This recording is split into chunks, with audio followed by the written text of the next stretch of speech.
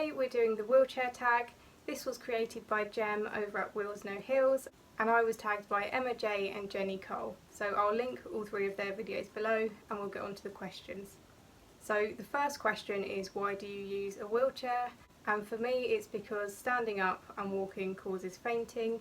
I have postural orthostatic tachycardia syndrome, and that means postural changes like standing up will cause your heart rate to increase, and then, like I said, for me it will lead to fainting. So the wheelchair means that my posture can stay stable and then I won't pass out. Having said that, I do also suffer from frequent dislocations, so sometimes I use the wheelchair for pain and to take the weight off of those joints, but most of the time it's because of the fainting. The next question is, are you a part-time or full-time wheelchair user? So for me, I can generally walk from room to room in my house okay, and for that reason I don't use my wheelchair in the house a lot of the time. There are times when I need to, like if I'm really unwell, but for the most part I walk between room to room in my house and then just use the wheelchair for outside of the house. Nearly everything that you do outside will require some sort of walking or standing, and so I use the wheelchair for those times. The next question is, what is the make and model of your chair? So I have a Postural ultralight chair. This is a folding frame, so fits in cars and things like that. And then I also have an Albert eFix attachment. This is a power assist option with a joystick, so it essentially turns a manual chair into a power chair. I also have a video about this combination, so I'll link it up here if you'd like to see more about my chair. Number 4 is, do you have just one chair? And in addition to that chair, I also have a very basic manual chair, and we use this one if I'm going into hospital or something like that. If there's a situation where we know that somebody else is going to be pushing me and I'm not even well enough to use the joystick, then we tend to use that chair. And that is a G-Lite something or other. I'll try and find it and then write it down here somewhere. Having said that, although the chair is really basic and was only about £200, I actually find that chair really comfortable. I've had so much use out of it, and me and my friends get on really well with that. So for times when someone else is pushing me, we found that one really helpful. The next question is your wheelchair manual or electric? So like I've said, my main wheelchair, which I use all the time, has the Albert eFix on it, and this turns it into an electric chair, so I don't use it manually and it just works as an electric chair. 6 is, what cushion do you use and why? So I used to have the J-Easy Visco cushion. This one has mild pressure redistribution properties, and so if you're using your wheelchair a lot, it can help with things like pressure sores. Now I needed a bigger size cushion, so I've gone with, I don't know what I've gone with, I just let the wheelchair guy pick one. The one I've got now is less expensive, but I'm not in my wheelchair a huge amount of the time. Most of the time I'm not well enough to go out for that many hours in a day anyway, so it's not like I end up sitting in it for the whole day. And when I'm at home, like I said, I'll generally just be in bed. It's not really necessary for me to have a really good cushion just because I'm not in the wheelchair a lot of the time. 7 is, what is your dream wheelchair? So I'd have to say my dream wheelchair is actually what I've got. I really like that it looks like a manual chair, but it functions as an electric chair. The one downside is that it doesn't handle curbs very well. Okay, we are a bit bright. I'm sorry about that. Don't know how long that was like that for. So as I was saying, it doesn't do curbs very well. So this means you either have to go up the curb backwards or you have to have someone with you to help. And that really does affect your independence in the chair. So I'd have my chair, but it'd be able to do curbs. Number 8 is, what is your favourite or most useful skill you have learnt? And I have to say, I haven't really learnt anything. I'm not very good at anything. If you're not a wheelchair user yourself, you do wheelies so that you can get up and down curves and things like that. Wheelchair users don't generally tend to learn it just to show off or for it to be a trick. It does have a function. I haven't really mastered any skills is sort of the answer there. The next question is, what skill or trick do you wish you could do but can't? So I would have to say opening doors, just because if I'm at the doctor's or something, it's a real struggle to open the door and let yourself into the appointment. And there's so many scenarios where, as you can imagine, that's just an essential part of life, is letting yourself into places. So I wish I was better at opening doors. The next one is what's the best thing about being in a wheelchair? So for this I would say it's just that I don't have to worry about fainting. I'm able to go out and do the same things that my friends are able to do. Obviously that's what the wheelchair is for, so that is the best thing. So the additional things I thought of were that it can carry heavy things, so I no longer have to worry about like hurting my arms and stuff, because we can put it in a bag on the back of the wheelchair, or we can sit something on my lap and it doesn't feel anywhere near as heavy as carrying the thing would. Another thing that I really like about using the wheelchair is that it's a visual representation, or like it gives people a visual cue as to how I'm feeling. A lot of the time I'll be quite unwell when I go out. The day will start off well, and then the longer I've been out the more sick I get basically, and it's nice for people to realise that. There are sometimes situations where even if I'm just sitting on a bus, if I'm in a wheelchair and if I'm sort of sitting slumped like this, people know the reason for that. Like, it doesn't look like I'm being rude, they can see, oh, she's probably not feeling well, if that makes sense. I've actually seen some of you out and people have said to me, oh, I saw you but I didn't want to say hello because you didn't look very well.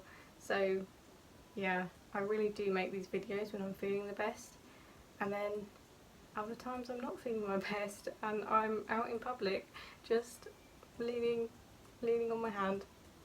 The next one is what's the worst thing about being in a wheelchair? So for me it's being left out. I would say above any accessibility problems, it's being left out. And the reason for that is that accessibility stuff doesn't feel personal to me. Like, yes, it's a problem with this company or with this restaurant or with whatever it is, but it doesn't feel personal. But there have been occasions where people have left me out of things because of the wheelchair, or maybe it's because of like the disability in general. So that's definitely the worst thing. Not nice. Number 12 is what is your dream wheelchair accessory? So I would say my dream accessory would be the Albert eFix that I've got, which turns the chair into an electric chair. However, it would be able to do curbs. That would be all I would like. That would be perfect. I say all I like it's a simple ask. It's not. Otherwise it would already have been created, but that would be a huge help to me.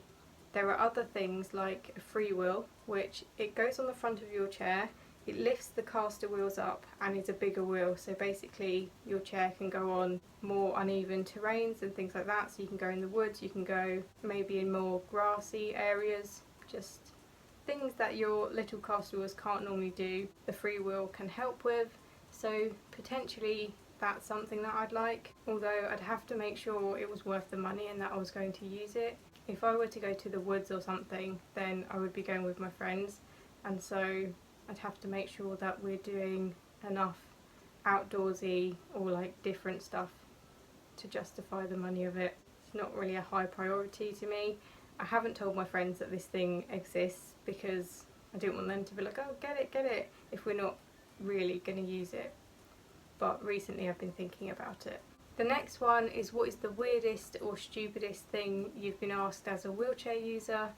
So actually I haven't been asked that many weird or stupid questions. In fact, I couldn't actually think of any. One thing that does come up a lot is what happened to you? And the reason I don't really class this as a weird or stupid question is because I understand it. Curiosity is such a natural thing. I myself will see people in a wheelchair and in my head I'll be like, oh, I wonder if they have the same thing as me, or you know, whatever. That's completely normal, but I do wish people would understand that that is a personal and sensitive question. Like, it's not nice being in a wheelchair, so that could potentially upset the person to talk about what happened to them or what condition they were born with or whatever the case may be. And I also wish people knew that it's not really polite to ask that. To me it just seems insensitive and impolite to ask that personal information of someone. Another thing I've got quite a lot is people will say to me, oh, I'm jealous of you right now, I wish I was sitting down. And again, like, to some extent I understand it. But then at the same time, being in a wheelchair obviously isn't great. No one would actually choose that, I don't think, unless, let's not go into unless, but I don't think anyone would actually choose that.